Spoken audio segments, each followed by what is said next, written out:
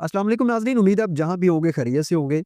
बोलो दोस्तों, आज के व्लॉग में एक ऐसी खबर पर तज्ज़िया करने जा रहा हूँ जिसको सुनकर यकीनन आप भी जज़्बाती हैं और पूरी कौम गम व गुस्से का इज़हार कर रही है। नाज़रीन, कभी हुकूमत कहती है कि मुल्क का खजाना खाली है, कर्ज़े लिए जा रहे हैं, अवाम पर मज़ीद टैक्सेस का बोझ डाला जा रहा है और महँगाई आसमान को छू रही है। लेकिन दूसरी तरफ हुकूमत खुद क्या कर रही है? 2 दिन पहले, सिर्फ़ 2 दिन पहले 2 खबरें आती हैं जिनमें से पहली खबर ये थी कि इस दफ़ा बजट में सरकारी मुलाज़मीन और पेंशनर्स की तनख्वाहों में हरगिज़ किसी किस्म का इज़ाफ़ा नहीं किया जाएगा। एक इजलास होता है और उस इजलास में ये मुतफ़िक़ा फ़ैसला किया जाता है कि इस बजट के अंदर मुलाज़मीन को उनकी तनख्वाहों की मद में किसी किस्म का कोई रिलीफ़ नहीं दिया जाएगा।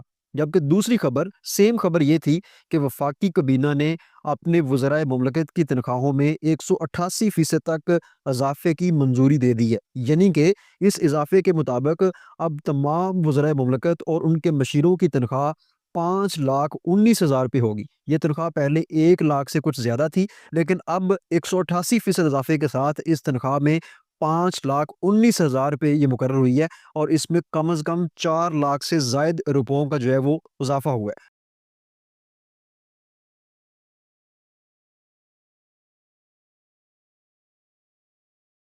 यहाँ मैं आपको ये भी बताता चलूँ कि ये अभी ये जो इज़ाफ़ा हुआ है, ये तो वज़राए मुमलकत की तनख्वाहों में हुआ है। इससे पहले जो पंजाब असम्बली के अरकान हैं, उनकी तनख्वाहों में इज़ाफ़ा किया गया और उसके बाद जो कौमी असम्बली के अरकान हैं, उनकी तनख्वाहों में इज़ाफ़ा किया गया और वो इज़ाफ़ा भी लाखों रुपयों में था। यानी कि अगर एक रुकने असम्बली की तनख्वाह 70,000 या 1 लाख थी, तो उसकी तनख्वाह 5 से 6 लाख रुपया जो है वो कर दी गई थी। इसके साथ-साथ उनके जो बोनसेस हैं, जो घरों के रेंट्स हैं, वो अलग से हैं, उनकी गाड़ियों के पेट्रोल अलग से हैं और दीगर जो प्रोटोकॉल्स उनको दिए जाते हैं हुकूमत की जानिब से, वो अलग से हैं।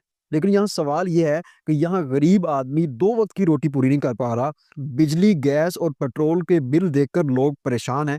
हुकूमत अवाम से कुर्बानी का मुतालबा कर रही है, मगर खुद अरबों रुपए अपनी अय्याशियों पर खर्च किए जा रहे हैं। वाज़ेह है कि ये वही हुक्मरान हैं जो कहते हैं कि मुल्क नाज़ुक दौर से गुज़र रहा है और ये जुमला हम कई सालों से सुनते आ रहे हैं। हुकूमत चाहे पाकिस्तान तहरीक-ए-इंसाफ की हो, पाकिस्तान पीपल्स पार्टी की हो या पाकिस्तान मुस्लिम लीग नून की हो, हर हुकूमत में यही जुमला सुनने को मिलता है कि मुल्क नाज़ुक दौर से गुज़र रहा है।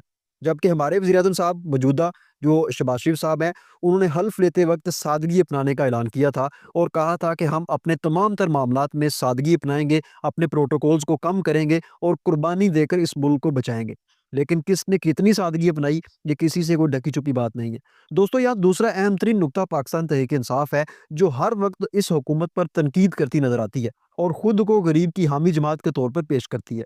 मुख्तलिफ मामलात में पाकिस्तान तहरीक-ए-इंसाफ पार्लियामेंट का बाइकॉट भी करती है, लेकिन दूसरी जानब जब अपनी ज़ात की बारी आती है, जब अपनी जेबें भरने की बारी आती है, तो ये सब हुकूमत के साथ मिल जाते हैं और किसी किस्म का कोई एहतजाज नहीं किया जाता, किसी किस्म का कोई बाइकॉट नहीं किया जाता और खामोशी के साथ मिलकर अपनी तनख्वाहों में इज़ाफ़ा कर दिया जाता है। इससे पहले जब पंजाब असम्बली के अरकान की तनख्वाहों में इज़ाफ़ा हुआ, तो उस वक़्त भी पाकिस्तान तहरीक-ए-इंसाफ के तमाम अरकान ने इसको कबूल किया। फिर कौमी असम्बली की बारी आई तो पाकिस्तान तहरीक-ए-इंसाफ पेश-पेश थी और अभी आज जब वज़राए मुमलकत की तनख्वाहों में इज़ाफ़े की बारी आई है, तो अभी भी पाकिस्तान तहरीक-ए-इंसाफ की जानिब से किसी किस्म की कोई कॉल नहीं दी गई, कोई एहतजाज नहीं किया गया और कोई जो है वो पार्लियामेंट का बाइकॉट भी नहीं किया गया। यहाँ सवाल ये है कि अगर मुल्क वाक़ई दिवालिया होने के करीब है, तो ये पैसे कहाँ से आ रहे हैं? क्या ये तनख्वाहों में इज़ाफ़ा अवाम के साथ धोखा नहीं? क्या कुर्बानी सिर्फ़ अवाम ने देनी है और हुक्मरान तबका अय्याशी करता रहेगा? मतलब दोस्तों, ये फ़ैसला सिर्फ़ एक खबर नहीं, बल्कि हुकूमत की असलियत बेनकाब करने के लिए काफ़ी है। जो लोग आपके टैक्स के पैसों पर अय्याशी कर रहे हैं, वही लोग आपसे मज़ीद कुर्बानियाँ माँग रहे हैं। ये दोहरा मेयार कब तक चलेगा? अवाम कब तक धोखा खाती